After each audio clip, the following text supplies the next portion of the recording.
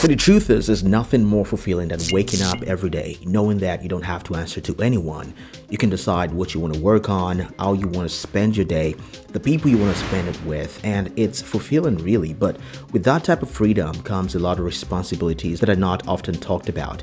And in this video, I'm going to share with you 5 of the things that I wish I'd known before quitting my 6-figure job to pursue entrepreneurship. And these lessons are lessons I've learned over the last 3 years of going full-time. In fact, I'm still learning these lessons because, quite frankly, I don't think it ever ends. So here's number 1. It takes more than motivation to be successful. And there's a quote by Jim Rohn, and it says, "Motivation is what gets you started, but passion is what keeps you going." And this is very true because when you first start out, you're fueled by excitement, by passion, and you've got all these ideas in your head, and you cannot wait to get them off the ground.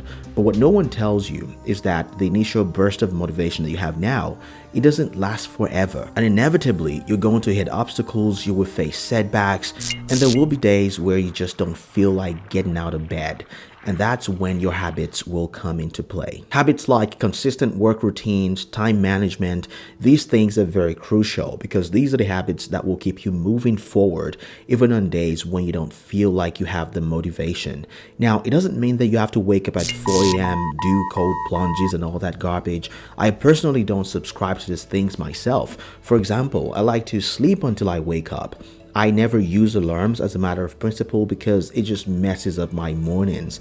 But if you have to go to bed early so you can wake up earlier feeling well rested, for example, then by all means do that. It's not enough to be passionate about something. You need to be disciplined because that's what turns passion into progress and ultimately progress into success. So if you're thinking about going full-time into entrepreneurship, you have to remember that passion is what gets you started, but it's your habits that will keep you going. Now, here's number 2.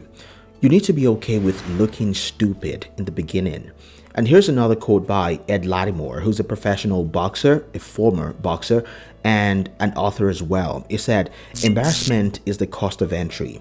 If you're not willing to look like a foolish beginner, you will never become a graceful master."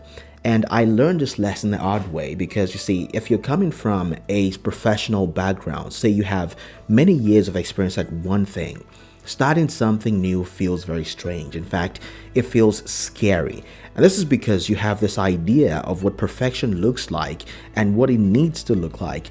But the reality is that you don't yet have the tools to create something that will be perfect. And this was the case when I decided to take YouTube seriously about 3 years ago. For a few years, I've been watching other people's channels. I saw what it looked like, and I felt like I had a lot of experience in public speaking and speaking to the camera and editing my own videos to the quality that I'd seen online. I didn't think that would be difficult, but boy, was I wrong. It got to a point that I was even embarrassed to put out my own videos, and I was even more embarrassed to watch it back. And even to this day, watching my own videos around other people, it still makes me uncomfortable. And that's okay. But the fact is, my videos today, they are orders of magnitude better than what they used to be 3 years ago. And between my 2 channels, I've made well over 400 videos.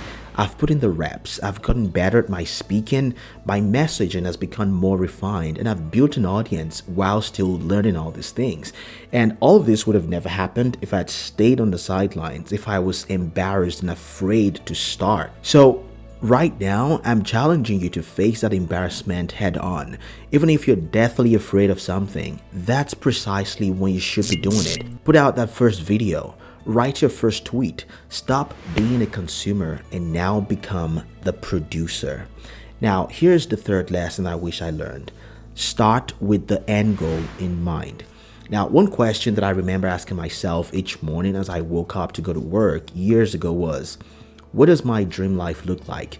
Does it involve waking up at the butt crack of dawn when it's negative temperatures outside, clearing snow from my windshield, weathering the storm for 40 minutes to get to work, then spend 12 hours sitting at a desk dealing with people that I don't even like to make money that I don't even have time to spend? Now, it was very clear that the answer to me was no. I didn't want to spend my life doing all those things.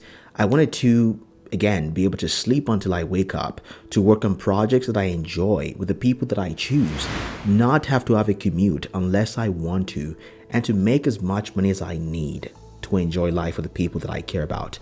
That was my end goal. So Knowing my end goal allows me to be laser focused on only the things that matter.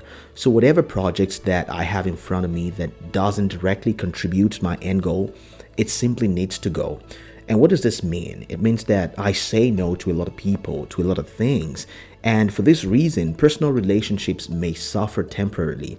And that's okay, as long as you know what you're doing and why you're doing it.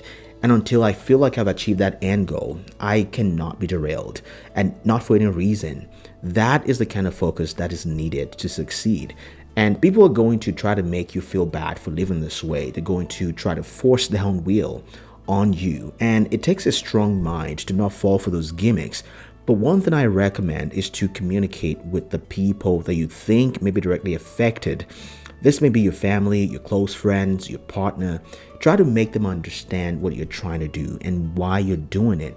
Now, they may not always get it, they may not always agree with you, but at least you wouldn't say that you didn't try, and that will give you some assurance and some confidence. Now, here's lesson 4. Be kind to yourself. There's this quote by, let's call it unknown. It says, remember to be kind to and patient with yourself. You're learning and growing with every effort. Now, it blows my mind when I catch myself in these moments where I'm being unfairly critical of myself. But the question I ask myself is this in those moments: if this were someone else and I know about them everything I know about myself, like the amount of effort that I put in every day, the new learnings that I have to go through, would I still be critical of them as I am of myself right now? Many times, in fact, all of the time, the answer is no. As you go on this journey, you have to remember that you're doing this for the first time, and it's okay to stumble, to fall, and those things are inevitable. But as long as you get back up, you will be fine. And just make sure you're learning from your mistakes. What is not okay is making the same mistake twice. Now, finally, invest in some form of mentorship. Now, there's a lot of bad rap about courses and gurus and all these people on the internet saying you have to do this or that. At one point, I personally bought a $4,000 course, which I regretted, but this person really did some really bad things. They sent me some Google documents, didn't even show up on calls, but hey, we live and learn. And remember what I said the last time?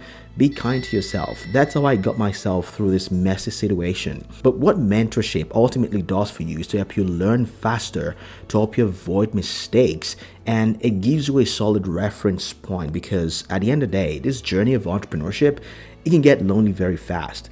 But knowing that you can always turn to someone or something to answer your questions and to give you guidance, that is a game changer. Now, I've had a few mentors myself, and I belong to some private communities, and even if it's just a creator that you watch online, that is fine. You don't have to go all out and make a significant investment to find a mentor.